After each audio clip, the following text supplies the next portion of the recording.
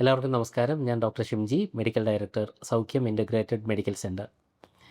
സാധാരണഗതിയിൽ വയറിനകത്ത് ദഹന സംബന്ധമായ പ്രശ്നങ്ങൾ എന്ത് കണ്ടാലും പൊതുവായി നമ്മൾ പറയുന്നത് ആസിഡിറ്റി ഉണ്ട് എന്നുള്ളതാണ്. പലപ്പോഴും ക്ലിനിക്കലി എൻ്റെ അടുത്ത് വരുന്ന പേഷ്യൻസിൽ പലരും അസിഡിറ്റി ഉണ്ട് എന്ന് പറഞ്ഞിട്ടാണ് അവരുടെ ബുദ്ധിമുട്ടുകളൊക്കെ എക്സ്പ്ലെയിൻ ചെയ്യാറുള്ളത്.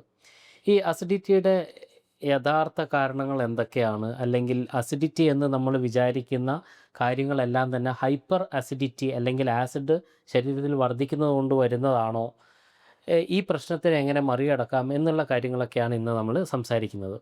സാധാരണഗതിയിൽ അസിഡിറ്റി എന്ന് നമ്മൾ പറയുന്നത് മിക്കപ്പോഴും ഒരു ബ്ലോട്ടിംഗ് അല്ലെങ്കിൽ ഭക്ഷണം കഴിച്ച് അല്പം കഴിയുമ്പോൾ വയറ് വീർത്ത് വരുന്ന ഒരു അവസ്ഥയുണ്ടാകാം.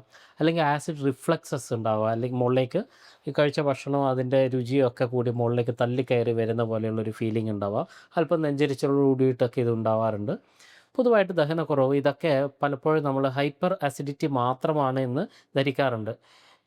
പക്ഷേ ചില കേസുകളിലെങ്കിലും, അല്ലെങ്കിൽ ഒരു പക്ഷേ ഇന്നത്തെ കാലഘട്ടത്തിൽ അത് വളരെ അധികം പേരിലെങ്കിലും ഇത് ഹൈപ്പോ അസിഡിറ്റി അല്ലെങ്കിൽ സ്റ്റൊമക്ക് ആസിഡ് കുറഞ്ഞുകൊണ്ടുള്ള ഒരവസ്ഥ ഉണ്ടാകുന്നത് ഉണ്ടാകാറുണ്ട്.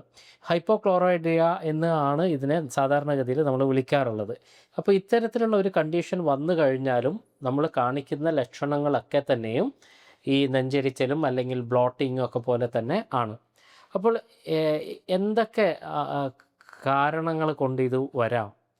അല്ലെങ്കിൽ എന്തൊക്കെ കാര്യങ്ങൾ ചെയ്തു കഴിഞ്ഞ് ഇതിനെ മറികടക്കാം എന്നതിനെക്കുറിച്ച് നമുക്കൊന്ന് നോക്കാം.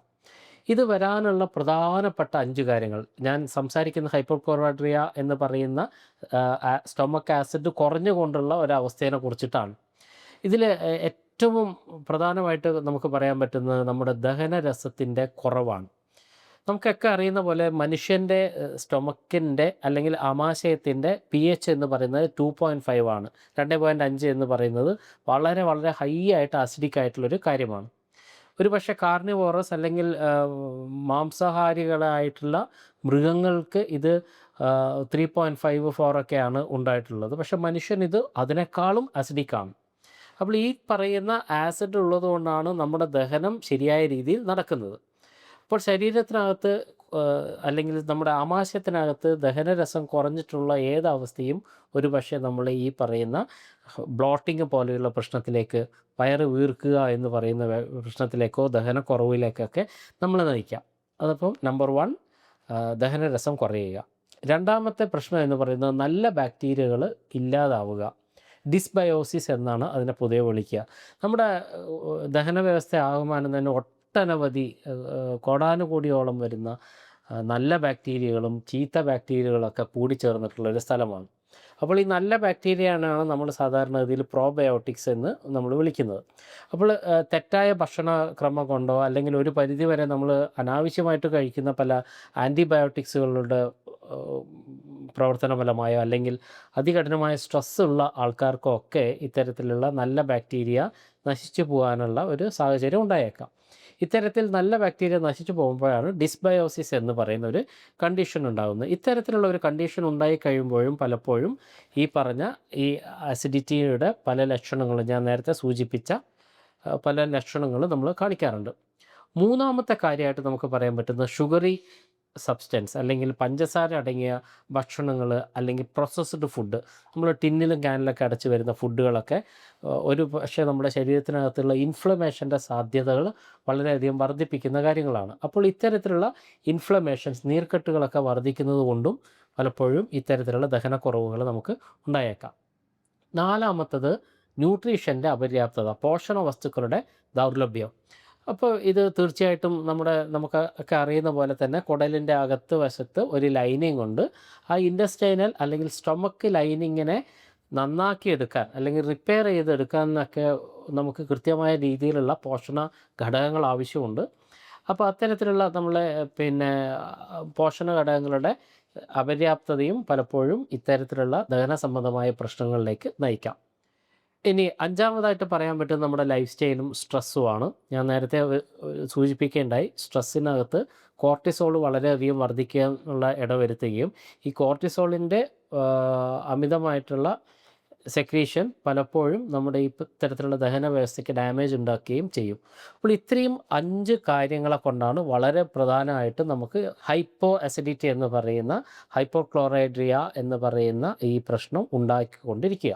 പൊതുവായിട്ട് എല്ലാവർക്കും ഉള്ള ഒരു സംശയമാണ് ഈ ഹൈപ്പോക്ലോറൈഡ്രിയ ആണോ അല്ലെങ്കിൽ ആസിഡ് കുറഞ്ഞതുകൊണ്ടുള്ള പ്രശ്നമാണോ കൂടിയതുകൊണ്ടുള്ള പ്രശ്നമാണോ എനിക്കുള്ളത് എന്ന് മനസ്സിലാക്കണമെങ്കിൽ നിങ്ങൾക്ക് വീട്ടിലിരുന്നു കൊണ്ട് തന്നെ ചെയ്യാൻ പറ്റുന്ന ഏറ്റവും ലഘുവായിട്ടുള്ളൊരു കാര്യമാണ് ഒന്ന് baking soda test. Baking soda test ഒരു ടീസ്പൂൺ ബേക്കിംഗ് സോഡ നിങ്ങളൊരു ഗ്ലാസ് വെള്ളത്തിൽ മിക്സ് ചെയ്ത് കുടിക്കുകയാണെങ്കിൽ ഒരു 3-4 മിനിറ്റിനകത്ത് നിങ്ങൾക്ക് ബർപ്പിങ് പുറത്തേക്ക് വരുന്നുണ്ടെങ്കിൽ നിങ്ങൾക്ക് അഡിക്വേറ്റ് ആസിഡ് ഉണ്ട്, സ്റ്റൊമക്ക് ആസിഡ് ഉണ്ട് എന്ന് നമുക്ക് മനസ്സിലാക്കാൻ വേണ്ടി കഴിയും. ഇനി അത് പുറത്തേക്ക് ബൾച്ചിങ് ആയിട്ട് വരുന്നില്ലെങ്കിൽ, ഏമ്പക്കമായിട്ട് പുറത്തേക്ക് വരുന്നില്ലെങ്കിൽ നിങ്ങൾക്ക് അതിൻ്റെ റിയാക്ഷൻ നടക്കുന്നില്ല, സ്റ്റൊമക്ക് ആസിഡ് തീർത്തും കുറവാണ് എന്നുള്ള ഒരു നിഗമനത്തിലേക്ക് എത്തിച്ചേരാൻ വേണ്ടി കഴിയും. ഇതേപോലെ നമുക്ക് വളരെ എളുപ്പത്തിൽ ചെയ്യാൻ പറ്റുന്ന മറ്റൊരു കാര്യമാണ് ആപ്പിൾ സിഡർ വിനെഗർ. ഒരു സ്പൂൺ ആപ്പിൾ സിഡർ വിനെഗർ ഒരു ഗ്ലാസ് വെള്ളത്തിൽ, ഇളം ചൂടുവെള്ളത്തിൽ മിക്സ് ചെയ്ത് ഭക്ഷണത്തിന് അല്പം മുമ്പേ കുടിക്കുക, അതിനുശേഷം ഭക്ഷണം കഴിക്കുക. വളരെയധികം കംഫർട്ട് നിങ്ങൾക്ക് തോന്നുന്നുണ്ടെങ്കിൽ, അല്ലെങ്കിൽ നിങ്ങൾക്ക് ഒട്ടുമേ ബ്ലോട്ടിങ് വരുന്നില്ല എന്നുള്ളൊരവസ്ഥയുണ്ടെങ്കിൽ അത് നിങ്ങൾക്ക് ഹൈപ്പോ അസിഡിക് എന്ന് പറയുന്ന കണ്ടീഷനെ കുറിക്കുന്നതാണ്. ഇനി അഥവാ നിങ്ങൾക്ക് ഹൈപ്പോ അസിഡിക് ആണെങ്കിൽ എങ്ങനെ അത് നിങ്ങൾക്ക് മാനേജ് ചെയ്യാം എന്നതിനെക്കുറിച്ചാണ് ഇനി ഞാൻ പറയുന്ന ഭാഗം. പലപ്പോഴും ഇത്തരത്തിലുള്ള ലക്ഷണം കാണുമ്പോൾ കാലാകാലങ്ങളോളം നമ്മൾ ആൻറ്റാസിഡ്സുകൾ കഴിച്ചുകൊണ്ടിരിക്കും. ആൻറ്റാസിഡുകൾ കഴിക്കുന്നത് കൊണ്ട് ഒരു പക്ഷേ നിങ്ങൾക്ക് ഹൈ അസിഡിറ്റി കൊണ്ടുണ്ടാകുന്ന പൊള്ളലുകളും ഗ്യാസ്ട്രൈറ്റിസ് പോലെയുള്ള പ്രശ്നങ്ങളൊക്കെ കുറയ്ക്കാനുള്ള സാഹചര്യം ഉണ്ടാകും. പക്ഷേ ഹൈപ്പോ അസിഡിറ്റി കൊണ്ടുണ്ടാകുന്ന പ്രശ്നങ്ങൾ ലക്ഷണങ്ങൾ ഒരു പക്ഷേ കുറച്ച് സമയത്തേക്ക് കുറഞ്ഞെങ്കിലും ഇതിൻ്റെ മൂലകാരണത്തെ കൂടുതൽ മോശമാക്കാനുള്ള സാഹചര്യങ്ങളാണ് ആൻറ്റാസിഡുകൾ ഇത്തരം അവസ്ഥയിൽ ഉണ്ടാക്കുക. ദഹന വ്യവസ്ഥയെ ത്വരിതപ്പെടുത്തുന്ന രീതിയിലുള്ള ഭക്ഷണ ക്രമീകരണത്തിലേക്ക് മാറുക. ദഹന വ്യവസ്ഥയെ ത്വരിതപ്പെടുത്തുക അല്ലെങ്കിൽ ദഹന വ്യവസ്ഥയ്ക്ക് ഡാമേജ് ഉണ്ടാകുന്ന രീതിയിലുള്ള ഭക്ഷണങ്ങൾ മാറ്റുക. അതിൽ നമ്പർ 1 ആയിട്ട് നമുക്ക് പറയാൻ പറ്റുന്ന ഹീലിംഗ് ഫുഡ്സ്. അതിലൊന്നാമത്തതാണ് ഫെർമെൻറ്റഡ് ഭക്ഷണങ്ങൾ, അല്ലെങ്കിൽ അല്പം പുളിരസമുള്ള ഭക്ഷണങ്ങൾ. നമ്മൾ കിംച്ചി എന്നോ അല്ലെങ്കിൽ സോർപ്രോട്ട് എന്നൊക്കെ പറയുന്ന പോലെയുള്ള ഉപ്പിലിട്ട് ഉണ്ടാക്കിയെടുക്കുന്ന വെജിറ്റബിൾസൊക്കെ ഈ ഫെർമെൻറ്റഡ് ആയിട്ടുള്ള കാര്യങ്ങളാണ്. ഇതൊക്കെയും നമ്മുടെ ശരീരത്തിനകത്തുള്ള നല്ല ബാക്ടീരിയയുടെ അളവ് വർദ്ധിപ്പിക്കാനും അതുവഴി തന്നെ ഈ ദഹന വ്യവസ്ഥയെ സ്വാധീനിക്കാനും കഴിയും. രണ്ടാമത് പ്രീബയോട്ടിക്കുകളാണ്. പ്രീബയോട്ടിക്കുകൾ എന്ന് പറഞ്ഞു കഴിഞ്ഞാൽ നല്ല ബാക്ടീരിയകൾക്കുള്ള ഭക്ഷണം ആണ്. ഇത് നമ്മുടെ ഗാർലിക്, വെളുത്തുള്ളിയിലായാലും ചുവന്നുള്ളി, സവാളയിലായാലും ഒക്കെ ഇത് അല്പസ്വല്പമായിട്ടുണ്ട്.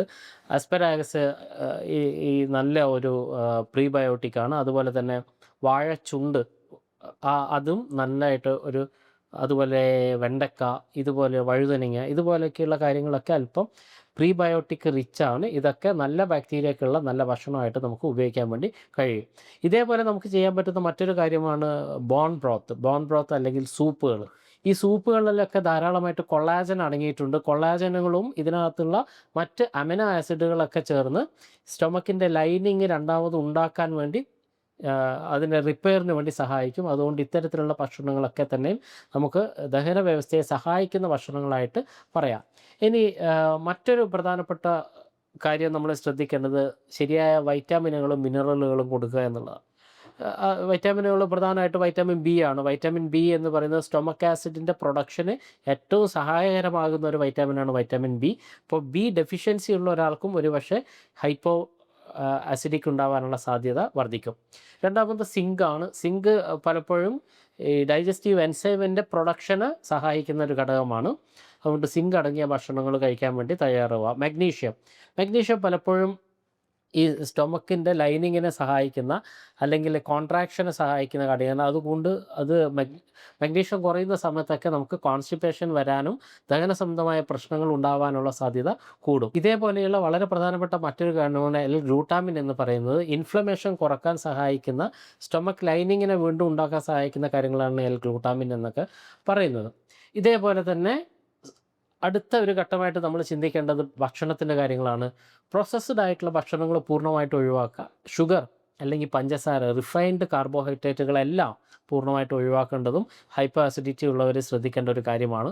മദ്യപാനവും കൊഫൈൻ്റെ ഉപയോഗവും പരമാവധി കുറക്കാൻ വേണ്ടിയിട്ട് തയ്യാറാവുക.